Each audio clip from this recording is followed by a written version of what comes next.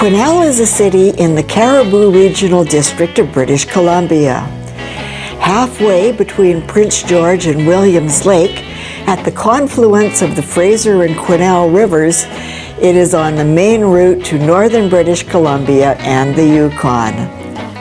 On the gold mining trail known as the Cariboo Wagon Road, Quesnel was the commercial center of the Cariboo Gold Rush. It also marks one end of the Alexander Mackenzie Heritage Trail. The gold rush started with the discovery of gold on the Fraser River in 1857.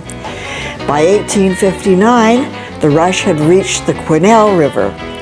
Major strikes in 1861 on Williams Creek, now Barkerville, led to a population boom. Quesnel became a stopover and supply center for the gold fields. Aircraft landing at Quesnel have used many fields, starting in October 1928 with an Alexander Eagle Rock A-2 called Northern Light at Johnson's Field. It arrived from Williams Lake, piloted by John M. Patterson and registered to Yukon Airways and Exploration Company. Leaving Vancouver in September, it had barnstormed its way north, earning money for expenses with rides and exhibitions. In the winter of 1929-30, a Consolidated Mining and Smelting Company aircraft, a Fairchild 71, landed on the ice of the Fraser River next to the bridge. Float-equipped aircraft found landing areas near Quesnel in the early 30s.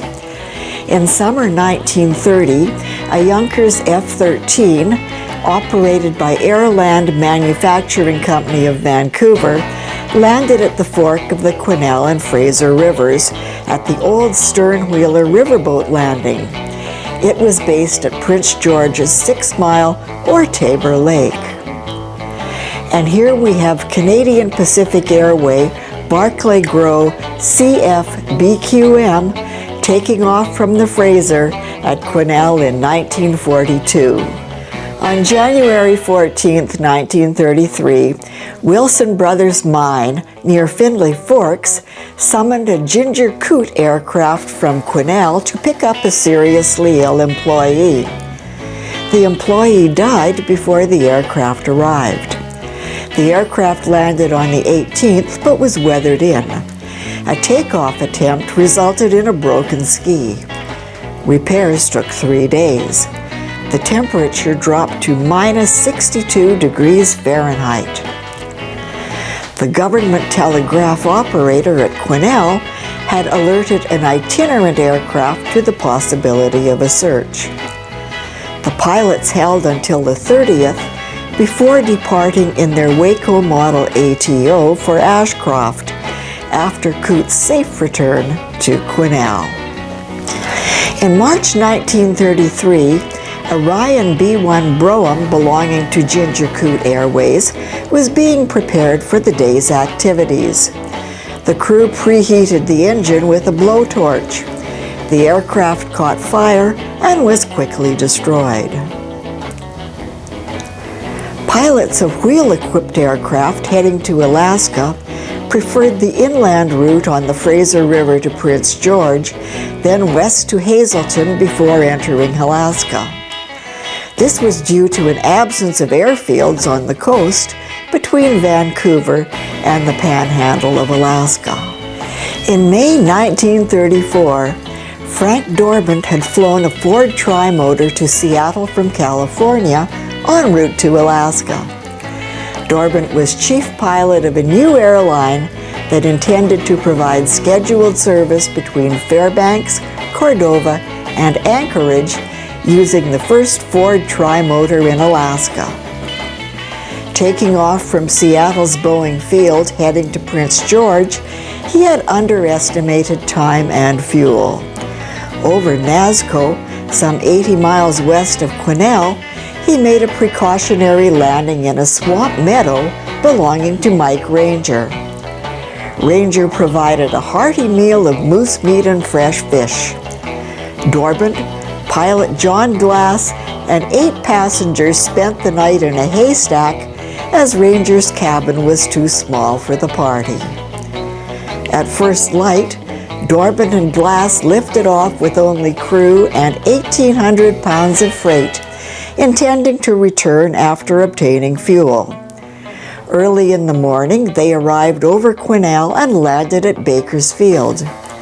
After refueling again, Dorbin took off for Prince George, unloaded the freight, and returned to Nazco. His passengers had been moved by wagon 12 miles east to a larger, firmer field. Here the passengers were reboarded and were on their way to Prince George. The inaugural airmail flight in the British Columbia Central Interior arrived in Quesnel in January 1938. United Air Transport had been awarded the post office contract. The flight started at Ashcroft and proceeded via Williams Lake and Quesnel to Prince George, then to Fort St. John, where it connected with the company's flight from the Yukon and then to Edmonton. The first flight was in CFAZM. This route would see several different aircraft. After May 1938, the flight was to start from Vancouver. On this first flight, AZM landed on skis at Dragon Lake. Still later, Dragon Lake became the preferred landing area for float aircraft. In December 1940, Quesnel made a formal inquiry to the Federal Department of Transport, saying it had chosen an airport site 2 nautical miles north of the community. This location could accommodate a 6,000-foot runway. The government agreed to the site, but did not act on it.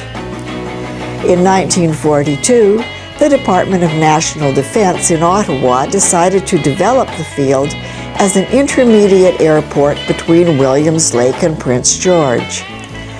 The airport was developed for use by the Air Force and named RCAF Station Quesnel. The aerodrome was listed as under construction with 1 hard-surfaced runway 5,500 feet long and 200 feet wide. In May 1943, RCAF Organization Order Number 126 established Quesnel as Number 13 Staging Unit, part of the interior staging route. The RCAF established a radio range aircraft navigational facility nearby for use by military aircraft. Quesnel Airfield and others on the staging route constituted a second line of defense to be used in an extreme emergency should an enemy gain a foothold on the BC coast. On short notice, fighter aircraft could be operated defensively from these stations. After 1945, the airport became surplus to the RCAF and was handed over to the Department of Transport. An airport license was issued on April 1, 1946. Canadian Pacific began using Quesnel on its Vancouver-Prince George scheduled service using DC-3 aircraft in December 1960. The airline had previously serviced the community, but sporadically. The forest sector is a major employer with education, healthcare, agriculture, mining, and tourism, all important to the local economy. Quesnel's airport is known as YQZ.